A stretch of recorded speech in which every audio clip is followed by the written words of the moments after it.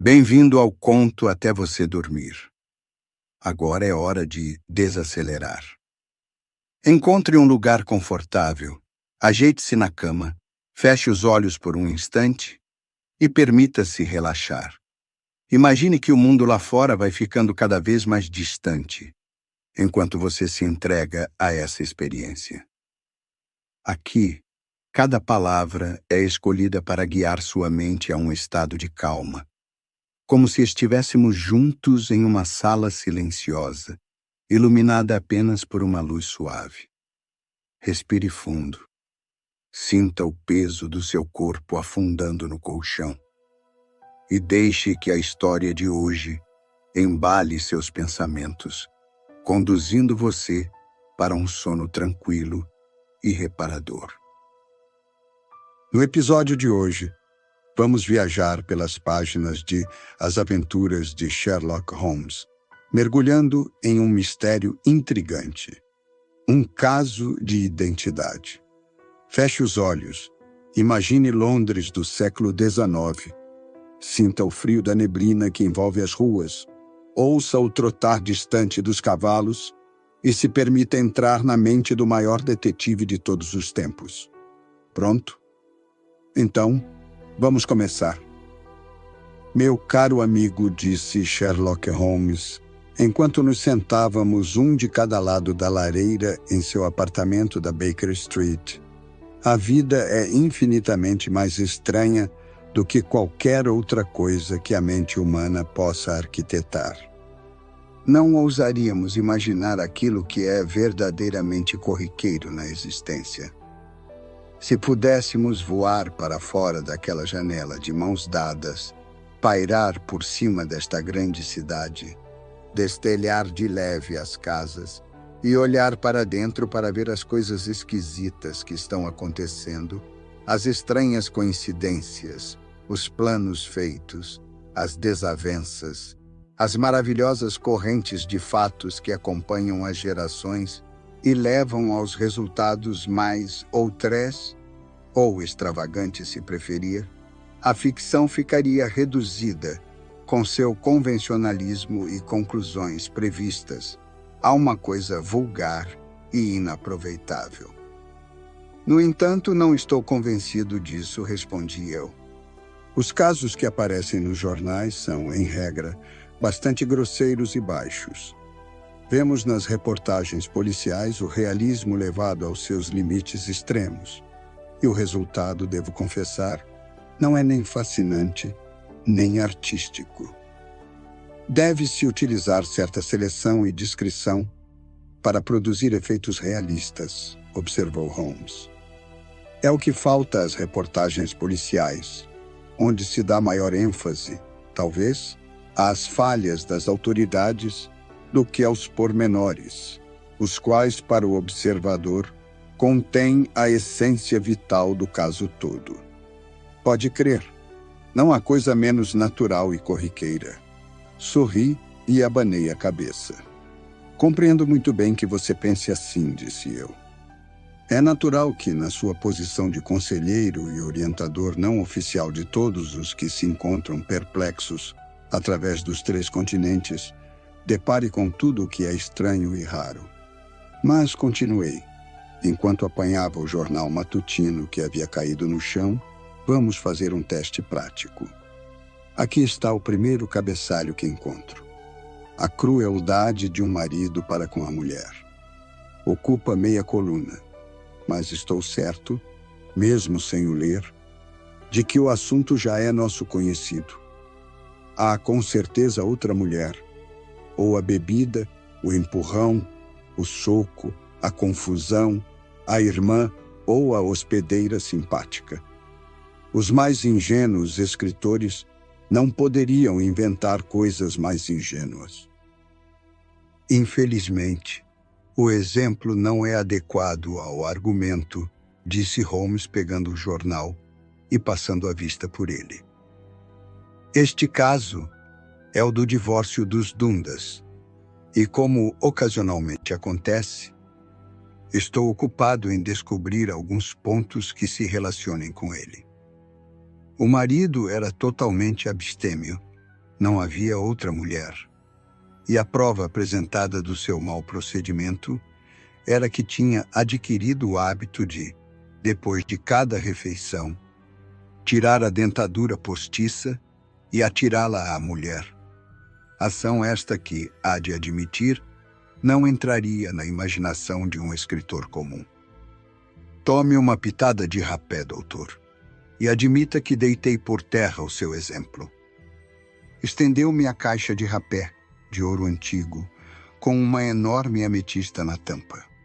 O luxo dessa caixa contrastava tanto com seu gosto pelas coisas simples e o seu gênero de vida singelo, que não pude deixar de comentar. Ah, disse ele, esqueci-me de que não o vejo há algumas semanas.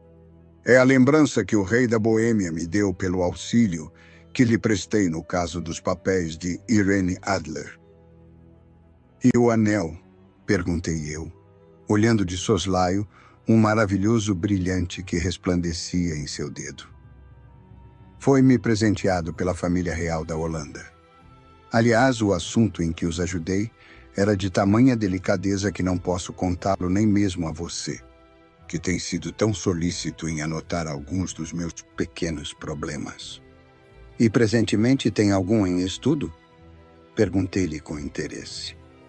Uns 10 ou 12, mas nada de grande importância. Quer dizer, são importantes, mas não interessantes. Na verdade, descobri que são geralmente os assuntos menos importantes que apresentam maior campo para a observação e para a análise rápida de causa e efeito, o que dá encanto a uma investigação. Os crimes mais bárbaros são os mais simples, porque quanto maior o crime, mais claro geralmente é o motivo. Nestes casos, com exceção de um assunto um tanto complicado de que tomei conhecimento em Marsella, não há nada que apresente qualquer interesse. É possível, todavia, que venha a ter coisa melhor dentro de alguns minutos, porque vem aí um dos meus clientes, se não me engano. Ele levantara-se da cadeira e olhava através das cortinas entreabertas para aquela rua sombria e central de Londres.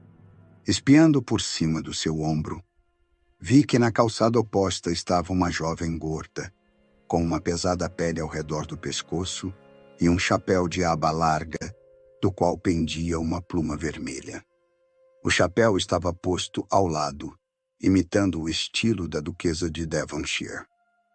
Por sob essa grande panóplia, ela olhou, nervosamente, para a nossa janela, enquanto seu corpo oscilava, hesitante, e os dedos mexiam nos botões das luvas. Subitamente, como um mergulhador que se atira do trampolim, ela deu um salto para a frente e atravessou a rua correndo. Logo ouvimos o toque da campainha. Já conheço esses sintomas, disse Holmes, atirando o cigarro para a lareira. O oscilar na calçada indica uma affaire de cœur, ou seja, um assunto sentimental. Ela quer conselho, mas teme que o assunto seja por demais delicado para ser comunicado a outrem. Mas mesmo assim, podemos qualificar o caso. Quando uma mulher foi seriamente maltratada por um homem, não vacila, e o sintoma comum é a campainha quebrada devido à força com que toca. Podemos concluir que este é um caso de namoro, mas a jovem não está muito zangada. Dir-se-ia antes que a perplexidade a tortura, mas lá vem ela em pessoa para esclarecer as nossas dúvidas. Enquanto falava, bateram levemente à porta, e o rapaz de uniforme entrou para anunciar a senhorita Mary Sutherland, enquanto a própria visitante avançava atrás do corpo diminuto deste, como um enorme navio mercante atrás de um pequeno bote. Sherlock Holmes cumprimentou-a, dando-lhe as boas-vindas com aquela cortesia que lhe era peculiar. E, tendo fechado a porta, inclinou-se, apontando-lhe uma cadeira, enquanto a examinava daquela forma minuciosa, embora abstraia, que também lhe era peculiar. A senhorita não acha que, sendo míope, faz-lhe mal à vista escrever tanto à máquina? A princípio achei que sim, Mas agora que conheço a posição das letras no teclado, nem preciso olhar. Então, de repente, percebendo o sentido de suas palavras, teve um sobressalto e olhou com medo e admiração o rosto largo e jovial de Holmes. "O senhor conhece alguma coisa a meu respeito?" exclamou. "Se não, como poderia saber disso?" "Não se preocupe", disse Holmes. "Rindo é meu dever saber das coisas. Talvez me tenha treinado para ver aquilo que os outros olham superficialmente. Do contrário, por que viria me consultar?" "Vim falar-lhe, senhor, porque a senhora Etheredge, cujo marido o senhor descobriu com tanta facilidade depois que a polícia e todos o consideravam morto, me falou a seu respeito. Oh, senhor Holmes, gostaria que pudesse fazer outro tanto por mim. Não sou rica, porém tenho 100 libras por ano de herança, além do que ganho como datilógrafa, e daria tudo para poder saber o que aconteceu ao Sr. Hosmer Angel. Por que precisou sair com tanta pressa para me consultar?" perguntou Holmes, juntando as pontas dos dedos e erguendo os olhos para o teto. Mais um olhar de surpresa cobriu a fisionomia um tanto vaga da senhorita Sutherland. "Sim, saí apressadamente e fazendo barulho, porque fiquei muito zangada quando verifiquei a forma despreocupada como o Sr. Windibank, isto é, meu pai, tratou o assunto. Ele não quis ir à polícia, nem vir falar com o senhor. Não quis fazer nada e estava sempre dizendo que nenhum mal tinha sido feito a ninguém. Fiquei louca, vesti-me para sair e vim diretamente para cá." A senhorita disse meu pai. Certamente é seu padrasto, visto que os sobrenomes são diferentes, não é? "Sim, é meu padrasto. Chamo-o de pai, embora pareça engraçado, porque ele é apenas 5 anos e 2 meses mais velho que eu." "Sua mãe ainda está viva?" "Oh, sim, viva e forte. Não gostei muito quando ela se casou de novo, e tão depressa depois da morte de meu pai, com um homem cerca de 15 anos mais novo que ela. Meu pai era picheleiro na Tottenham Court Road e deixou um negócio bastante bom, que minha mãe continuou com o Sr. Hardy, o encarregado, até que apareceu o Sr. Windibank, que a obrigou a vender o negócio, pois considerava-se muito superior àquilo, visto ser representante de uma firma de vinhos. Apuraram 4.700 libras pelos bens e mais os juros, quantia muito inferior à soma que meu pai teria conseguido se estivesse vivo. Esperava ver Sherlock Holmes ficar impaciente com a longa narrativa. Aparentemente tão sem importância, mas, pelo contrário, ele ouviu tudo com a maior concentração de espírito. "Sua pequena herança não vem desse negócio?" perguntou ele. "Oh, não, é de outra fonte. Foi meu tio Ned quem a deixou para mim em Auckland, e rende 4,5%. A quantia era de 2.500 libras, mas só posso gozar da percentagem." "Estou extremamente interessado nisso tudo", disse Holmes. "Já que a senhorita pode retirar uma grande soma como 100 libras por ano, e além disso ganha com o seu trabalho, com certeza viaja um pouco e se diverte de todas as maneiras. Creio que uma jovem solteira pode viver confortavelmente com um rendimento de 60 libras. Eu poderia viver com muito menos que isso, Sr. Holmes. Mas o senhor compreende que, enquanto morar em casa deles, não lhes quero ser pesada, e por isso entrego-lhes o meu dinheiro. Isto é só por hora. O Sr. Windibank tira a minha percentagem de 3 em 3 meses e entrega à minha mãe. E eu vivo bem com o que ganho como datilógrafa. Pagam-me 2 pence por folha, e geralmente consigo escrever 15 ou 20 folhas por dia." "A senhorita esclareceu-me muito bem a sua posição", disse Holmes. "Este é o meu amigo, o doutor Watson. Não precisa ter medo de falar diante dele. Pode continuar tão francamente como se falasse só. Por favor, fale-me agora a respeito das suas relações com o Sr. Hosmer Angel." A senhorita Sutherland corou e puxou a bainha do seu casaco nervosamente. Encontrei-o pela primeira vez num baile dos picheleiros, disse ela. Ele costumava mandar convites para meu pai, quando ainda era vivo, e depois passou a mandá-los para minha mãe. O Sr. Windbank não quis que fôssemos. Nunca queria que saíssemos para ir a parte alguma. Ficava nervoso mesmo quando eu queria ir a uma simples festa da escola dominical. Mas dessa vez resolvi ir, pois que direito tinha ele de me proibir isso? Disse-nos que o pessoal que vai lá é gente baixa, quando de fato são todos antigos amigos e conhecidos de meu pai.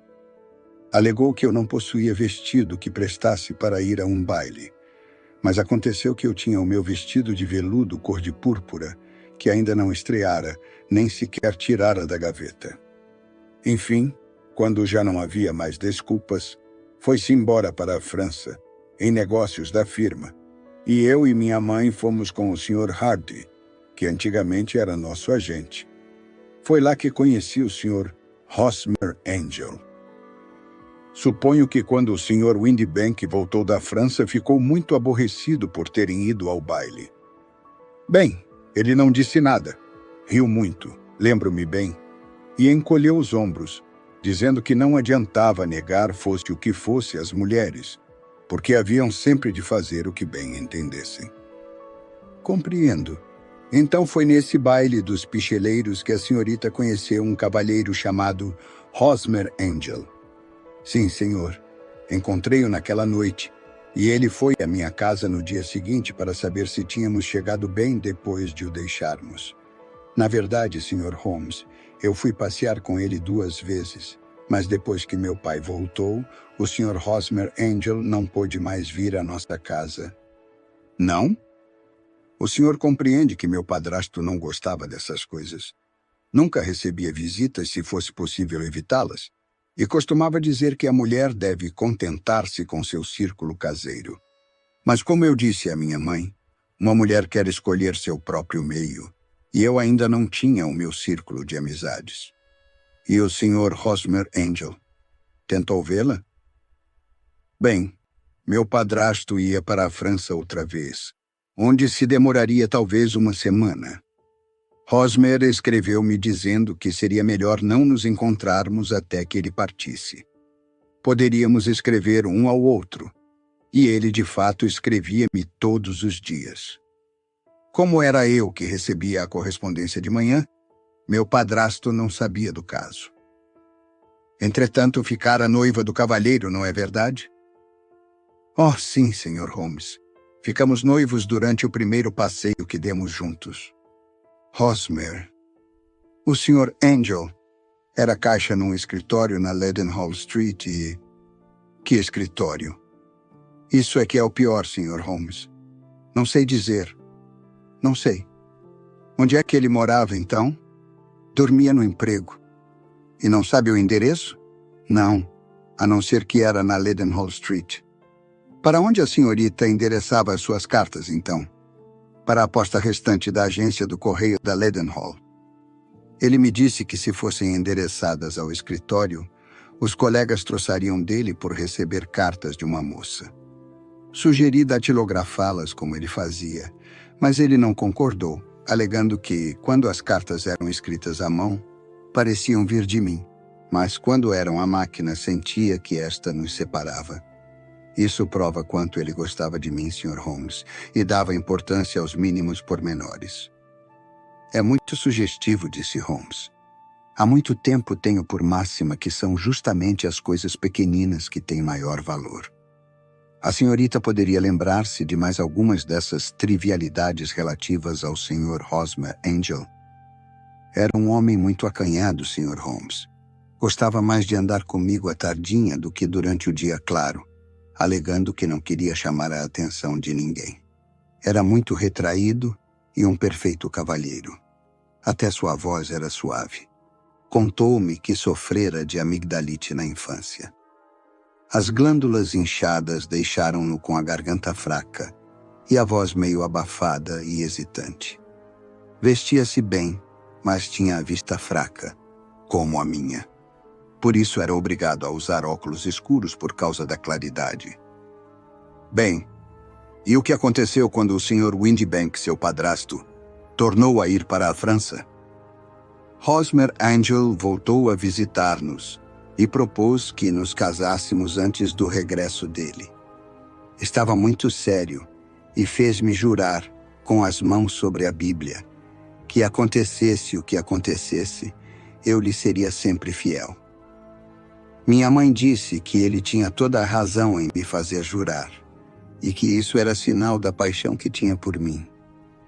Minha mãe foi-lhe favorável desde o início, e até gostava mais dele do que eu.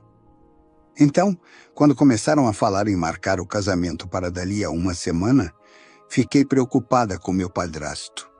Mas ambos disseram que não me preocupasse por causa dele, que só lhe contaríamos mais tarde. Minha mãe disse que conseguiria resolver tudo com ele. Não gostei disso, Sr. Holmes. Parecia esquisito eu ter de pedir o seu consentimento, visto ele ser poucos anos mais velho do que eu. Mas não queria fazer nada às escondidas. Por isso lhe escrevi para Bordeaux, na França, onde a companhia tinha os escritórios. Mas a carta foi-me devolvida na manhã do casamento. Não o encontrou então? Não, senhor, porque tinha embarcado para a Inglaterra antes da chegada da carta. Foi pena. Seu casamento estava, portanto, combinado para sexta-feira. Iam à igreja? Sim, senhor, mas sem ostentação. Era para ser na igreja São Salvador, perto de King's Cross, e depois íamos almoçar num hotel. Hosmer veio buscar-me num pequeno carro, mas como éramos duas, mandou-nos subir e pulou sozinho para o interior de um outro carro que passava naquele momento. Chegamos primeiro à igreja, e quando o carro parou, esperávamos que ele descesse, mas não o fez. Quando o cocheiro desceu e olhou para dentro do carro, não havia ninguém. O cocheiro disse que não podia imaginar o que tinha acontecido, pois vira-o entrar. Isso foi na sexta-feira passada, Sr. Holmes, e até agora não voltei a vê-lo nem soube de nada que pudesse indicar o que lhe aconteceu. Parece-me que a senhorita tem sido vergonhosamente enganada, disse Holmes. Oh, não, Sr. Holmes. Ele é muito bom e muito delicado para me deixar assim durante dias. Dizia-me que, acontecesse o que acontecesse, eu devia ser-lhe fiel, mesmo que qualquer coisa imprevista nos separasse.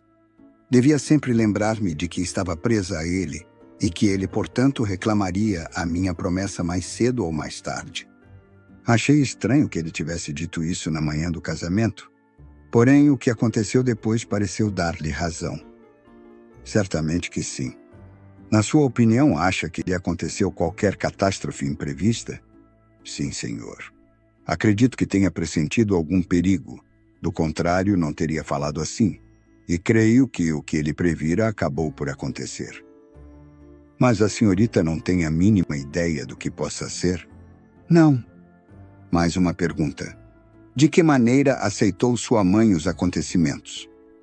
Ficou zangada e disse para nunca mais falarmos no caso. E a senhorita contou a seu pai o sucedido? Sim. E ele pareceu acreditar que acontecera qualquer coisa e que depois Hosmer haveria de comunicar-se comigo.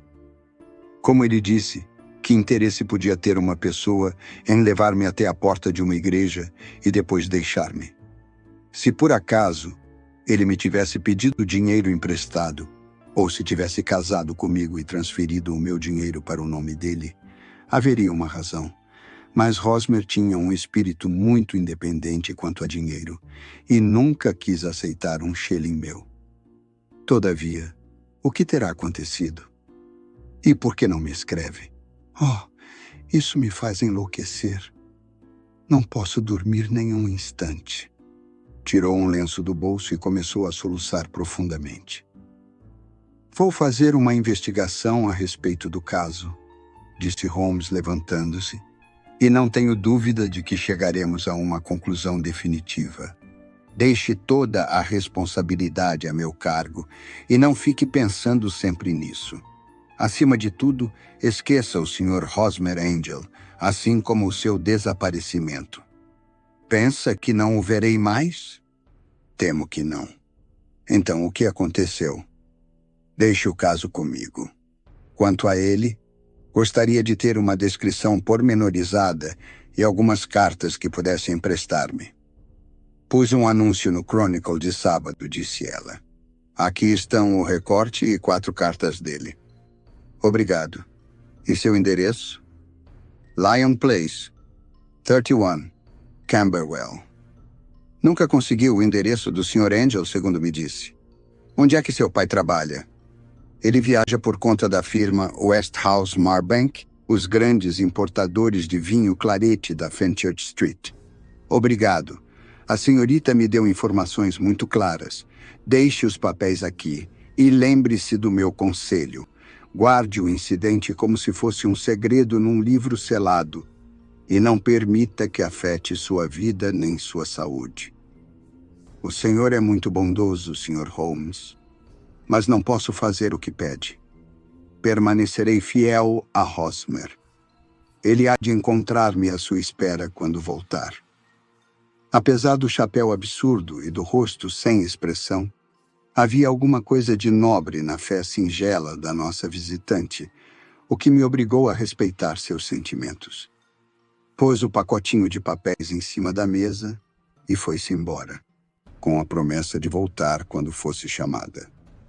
Sherlock Holmes ficou pensativo durante alguns minutos, juntando as pontas dos dedos, as pernas estendidas para a frente e o olhar fixo no teto. Em seguida, tirou da prateleira o velho cachimbo oleoso que era o seu calmante. Depois de acendê-lo, deitou-se para trás na cadeira, exalando caracóis de fumo azul, com um olhar de cansaço. Um caso muito interessante, o dessa jovem, observou ele. Acho-o mais interessante do que o seu pequeno problema, o qual, a bem dizer, é comum. Encontrará casos iguais a esse, se quiser consultar o meu arquivo. Em Andover, em 77, houve mais ou menos a mesma coisa. E em Raya, o ano passado. A ideia é velha, mas havia 1 ou 2 pormenores novos para mim. A própria jovem foi muito clara no que disse. Você viu coisas a respeito dela que, para mim, ficaram invisíveis, observei. Coisas que não eram invisíveis, Watson, mas que não foram observadas. Você não soube olhar. Por isso perdeu tudo o que tinha mais importância. Nunca consigo fazê-lo compreender a importância das mangas de um vestido, das coisas sugeridas pelas unhas dos dedos polegares, ou tudo o que depende dos cadarços de um sapato.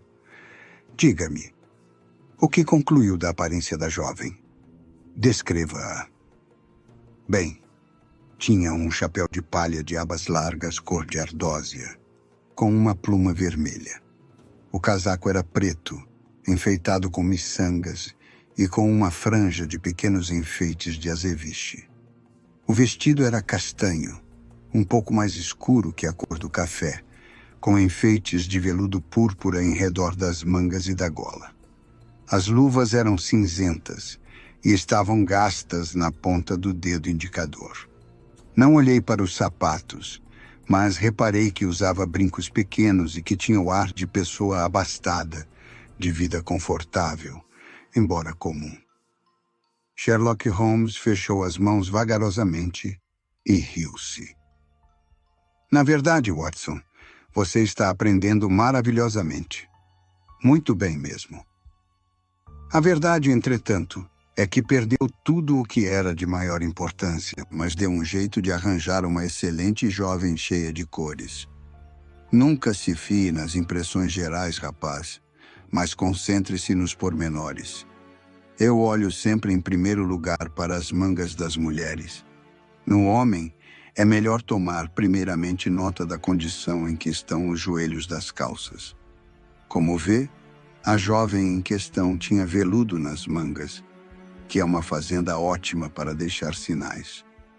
Os punhos, onde a datilógrafa se apoia na mesa, estavam bem marcados. A máquina de costura manual deixa um sinal semelhante, mas no braço esquerdo e do lado oposto ao polegar, em vez de ser na parte mais larga, como neste caso. Observei-lhe o rosto e vi o sinal do pincenê dos lados do nariz. E aventurei aquela observação a respeito de ser míope e do mal que faz a datilografia, o que pareceu surpreendê-la. Surpreendeu-me a mim também. Mas era tão evidente. Depois desci o olhar para as botinas e fiquei intrigado quando vi que não eram iguais. Uma estava abotoada no primeiro, segundo e quinto botões.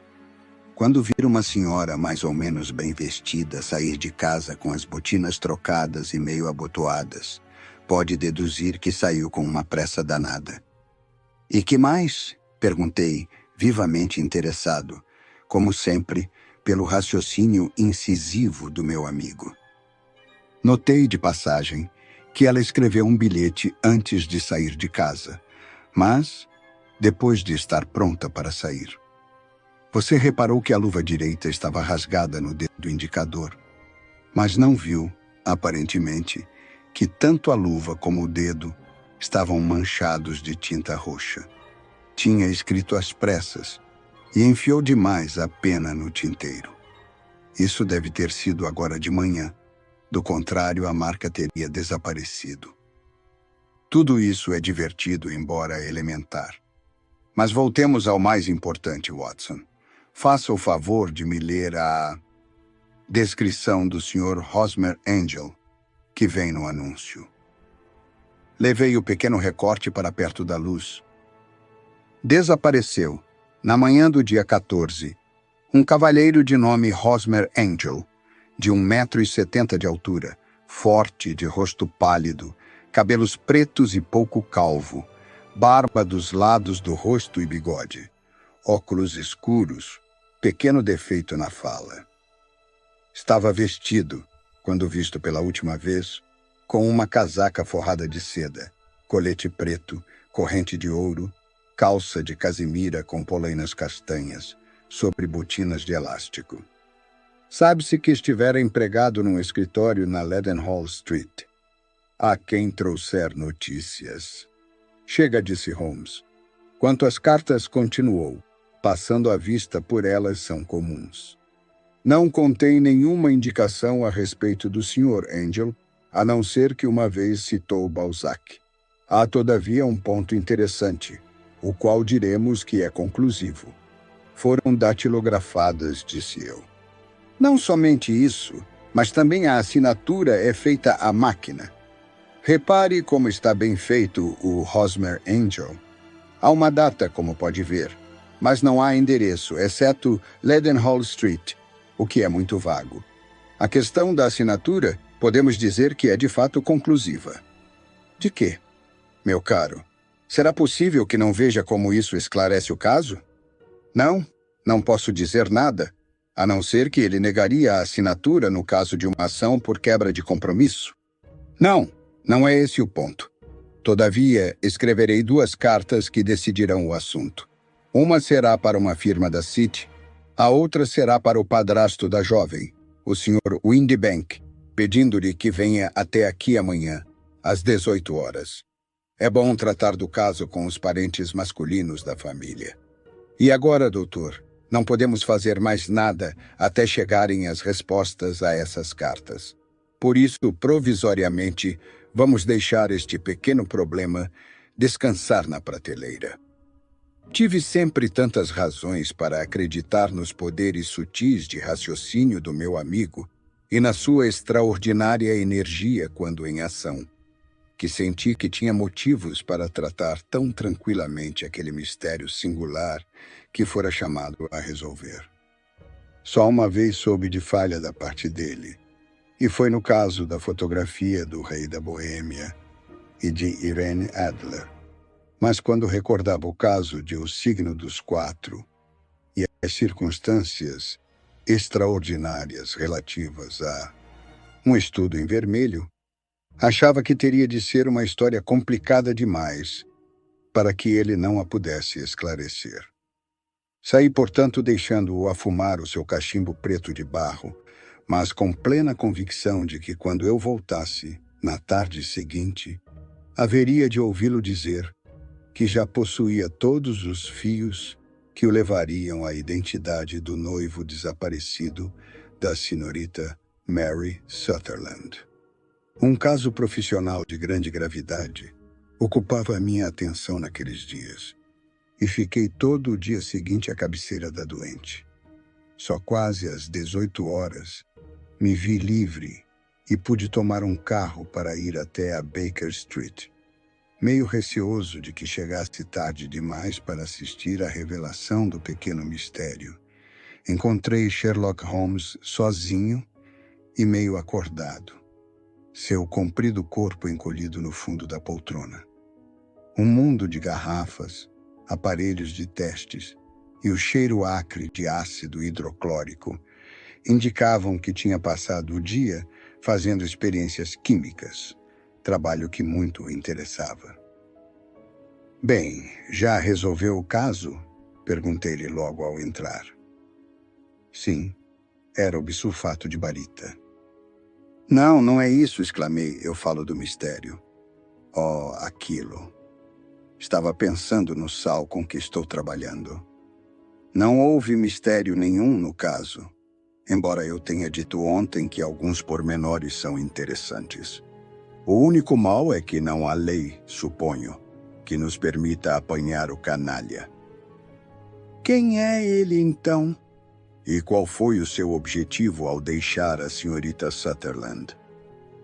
Mal a pergunta me saíra da boca, e Holmes ainda não tinha aberto os lábios para responder, quando ouvimos um passo pesado no corredor e uma leve batida na porta. "É o padrasto da jovem, o Sr. Windibank", disse Holmes. "Ele escreveu-me dizendo que chegaria às 18 horas. E voltando-se para a porta, "Entre."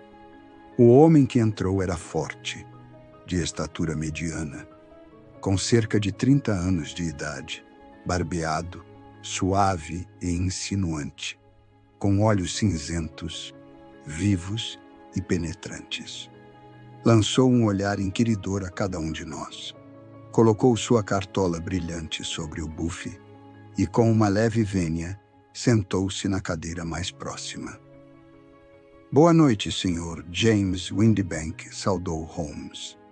"Suponho que seja sua esta carta datilografada, na qual o senhor marca um encontro comigo para as 18 horas. "Sim, senhor.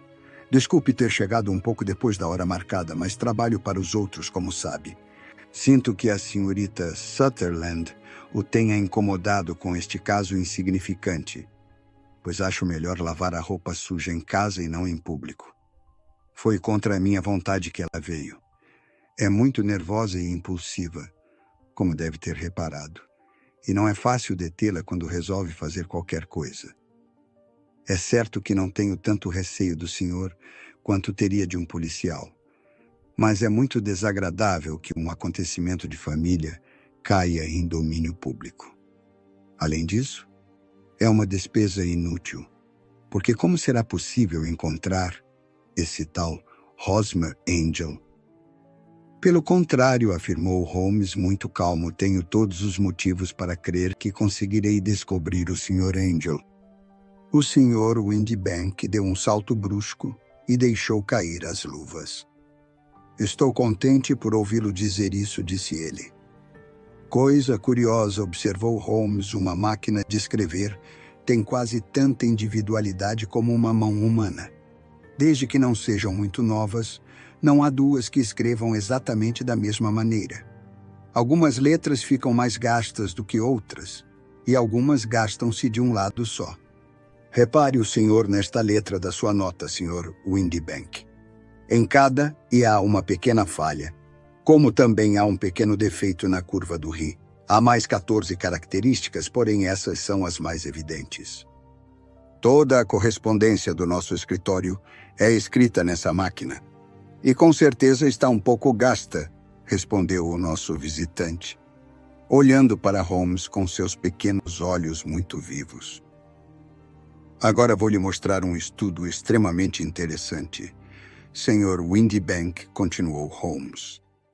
Estou pensando em escrever um dia uma pequena monografia sobre a máquina de escrever e sua relação com o crime. É assunto a que tenho dedicado bastante atenção.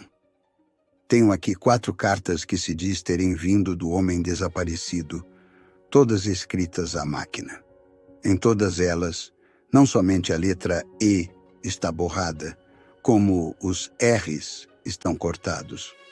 Mas verá ainda, se dignar utilizar a minha lente de aumento, que as outras 14 particularidades a que me referi estão também presentes. O Sr. Windibank pulou da cadeira e pegou o chapéu. Não posso perder tempo com essa conversa fantástica, Sr. Holmes, disse ele. Se pode apanhar o homem, apanhe-o e mande-me dizer quando o tiver na mão. Com certeza, tornou Holmes, dando um passo e fechando a porta à chave. Quero que saiba que já o apanhei. O quê? Onde? Gritou Windibank com os lábios brancos, sem sangue, e olhando em volta de si como um rato preso na ratoeira. Oh, não disse Holmes brandamente. Não há meios de sair do embrulho, Sr. Windibank. Foi claro demais. E foi um cumprimento errado de sua parte dizer-me que me era impossível resolver a questão. Pronto. Sente-se de novo e vamos conversar. Nosso visitante caiu numa cadeira com o rosto lívido e a testa molhada de suor. Não é caso punível judicialmente, gaguejou ele. Sinto muito, pois também creio que realmente não é. Mas entre nós, Windibank, foi o truque mais cruel, egoísta e desumano de que jamais tive conhecimento. Agora permita-me que passe em revista os acontecimentos, e pode ordenar que eu me cale quando me enganar. O homem encolheu-se na cadeira com a cabeça caída sobre o peito, completamente esmagado. Holmes estendeu os pés até perto da lareira, sentou-se para trás com as mãos nos bolsos e começou a falar, parecendo fazê-lo mais para si próprio do que para nós. Um homem casa-se com uma mulher mais velha do que ele porque ela tem dinheiro. Também usufruiria o dinheiro da filha enquanto esta morasse com o casal. Era uma soma considerável para pessoas da posição deles, e a falta desse dinheiro faria uma grande diferença. Valia a pena um esforço para o reter. A filha era muito nova, de feitio amável, afeiçoada e bondosa na sua forma de tratar os outros, e, portanto, era evidente que, com essas vantagens pessoais e com seus rendimentos, não continuaria solteira por muito tempo mais. Ora, o casamento dela seria a perda de 100 libras por ano. Assim, o que fez o padrasto para impedir seu casamento?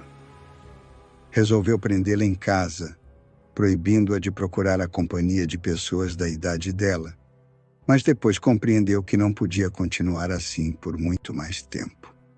Ela começava a ficar irrequieta, insistia nos seus direitos e finalmente anunciou a resolução inabalável de ir a certo baile. E o que é que seu inteligente padrasto faz então? Concebe um plano mais com a cabeça do que com o coração.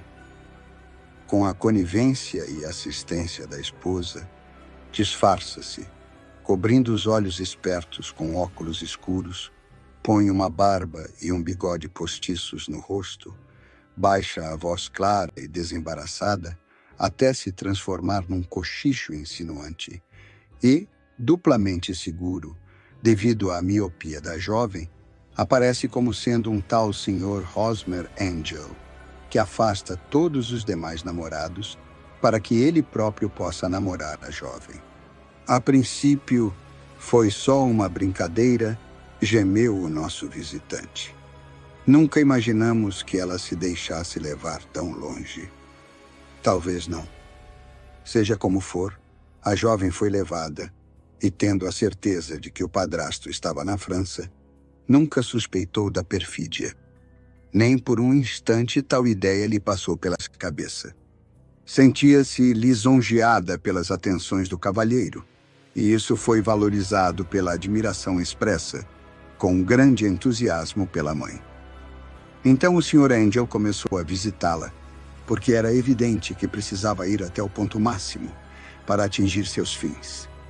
Houve encontros, um noivado que finalmente asseguraria a afeição da jovem e evitaria que ela se enamorasse de outro. Mas a trapaça não podia prolongar-se por muito tempo, e a invenção das viagens à França era um tanto inconveniente. O que se devia fazer era levar as coisas a um fim tão dramático que deixasse uma impressão permanente na mente da jovem e frustrasse as atenções de qualquer outro pretendente, pelo menos por algum tempo. Por isso, todos aqueles juramentos de fidelidade feitos sobre a Bíblia, e também as alusões à possibilidade de acontecer qualquer coisa na época do casamento. O Sr. James Windibank desejava que a senhorita Sutherland ficasse comprometida com Hosmer Angel, sem saber o que lhe tinha acontecido, que esperasse por ele uns 10 anos, pelo menos, e não aceitasse as atenções de outro homem durante esse tempo. Levou-a até a porta da igreja, mas não podia ir mais adiante, e por isso desapareceu convenientemente, pondo em prática o velho truque de entrar no carro de um lado e sair pelo outro. Parece-me que foi como tudo aconteceu, Sr. Windibank. Nosso visitante, que já recuperara a calma enquanto Holmes falava, levantou-se da cadeira com um olhar de escárnio no rosto pálido. Pode ser que tenha sido assim, pode ser que não disse ele, mas, se é tão perspicaz, Sr. Holmes, deve saber que é o senhor que está quebrando as leis, e não eu. Não fiz nada punível por lei, mas enquanto continuar com aquela porta trancada, o senhor sujeita-se a uma ação de assalto e coação ilegal. Como muito bem disse, a lei não pode puni-lo, exclamou Holmes, destrancando a porta e abrindo-a. Bem, todavia, nunca houve um homem que mais o merecesse. Se a jovem tivesse um irmão ou um amigo, ele poderia dar-lhe umas boas chicotadas.